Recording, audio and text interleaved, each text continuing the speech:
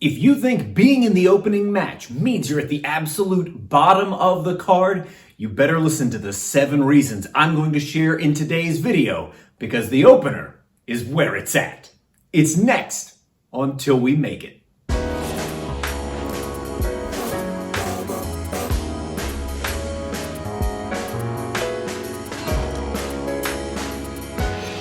I'm Mike Quackenbush, and this is Till We Make It. Right here on my channel, I make videos for fellow professional wrestlers at every single stage of their careers. And I do this because when I was starting out, in fact, for the first 3 years that I was an active pro, I had no coach to teach me, nor did I have a mentor to guide me. And I really do believe lack of access to veteran wisdom, knowledge, and experience played a significant role in my failure to achieve my ultimate career goal. And I don't want to see that happen to anybody else.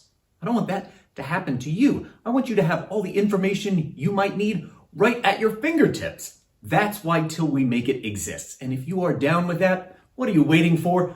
Go ahead, join the Till We Make It tribe. Subscribe right now. Or take your education to the next level by joining this awesome roll call of my patrons over on Patreon. There's a link down below in the descriptus. And waiting for you right now, as of this week, there's 127 exclusive videos that will never appear here on the channel. And another one comes out every single Monday. You can unlock them all for just $5. So if you've got a PayPal account or you've got a credit card, don't wait. Head on over and join us. We would love to have you as part of our community. Today, I want to give you 7 very specific reasons why you want to be in the opener. You want to jerk the curtain. And I know this goes against the popular tenet that every wrestler's aspiration should be the main event. But I'm not here talking about aspirations or dreams today.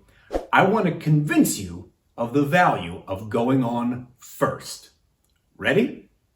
The number one reason you want to be the opening match on any live event is because you have blue sky in front of you. You know what I mean by that expression? I mean, nothing is out there competing with you. The field is wide open. You can choose anything, and it will be the first time the audience is seeing it. You aren't competing with a match that just went on before you and potentially exhausted the crowd or did too much or had material that would overlap with what you've chosen for your match. It's blue sky. It's smooth sailing to create whatever you want because nothing has gone before you. The second reason you want to jerk the curtain is because this is when the crowd is the freshest.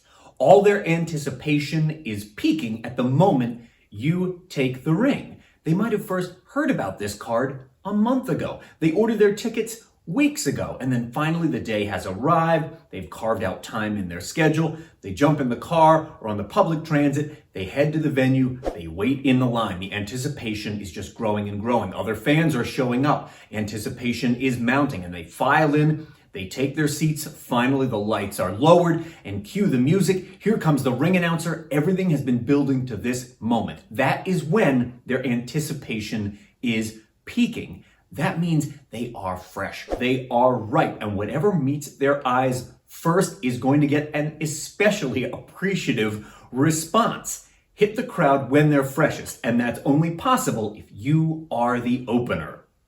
Oh, before I dive into the next one, would you please leave a like-a-palooza on today's video? I need some engagement. Help me out, and it helps the channel to grow.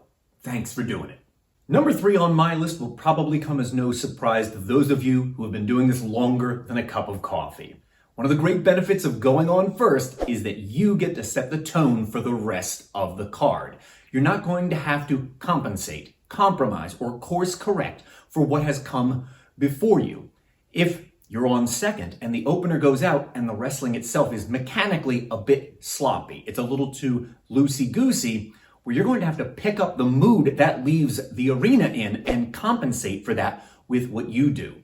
You won't have to course correct if you're trying to follow a match which was brawling and you were planning on doing a whole bunch of brawling. You don't have any of that to deal with when you are the opener. The tone is entirely yours to dictate to everyone else rather than having that dictated to you.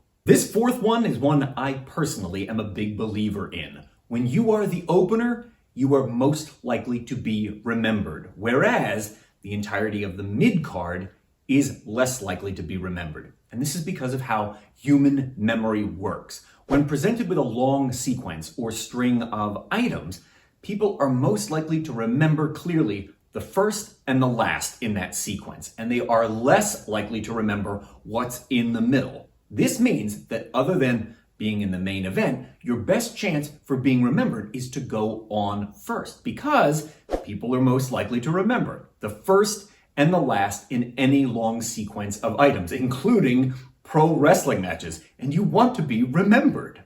And I saved the real veteran nuggets for the last three on my list. So number 5 is you want to be as ready as possible to go out at intermission or the interval and sell your merchandise. You want to be ready to take photos with fans without turning up at the merch table looking like you're gassed, you're a ball of sweat, you're all out of sorts. This gives you time after you've finished the opening match to put yourself back together and go out looking great, because you know fans are going to want to take photos with you.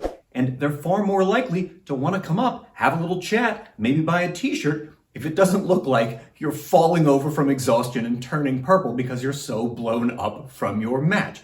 Go out and present as polished an image as possible, and it's going to mean better sales and better interactions for you at the merch table. When you jerk the curtain, you are the first to be able to towel off, relax, and then watch the rest of the card. And there are numerous benefits to watching the other matches on the card. So much so that I have an entire video about it. I'll link you to it at the end of today's video. Stick around for that. But relevant to today's conversation, after you've opened the show, sit down and watch everything that comes after and look for patterns.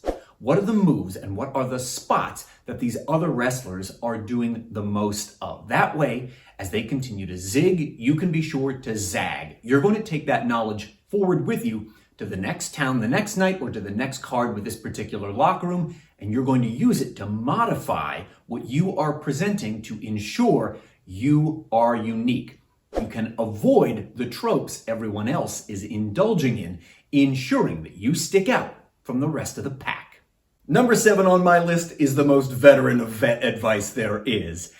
If you are opening the card, that means you are all packed up and ready to go the moment the main event comes back from the ring and you are off to the next town. You are first off to the hotel or off to the IHOP.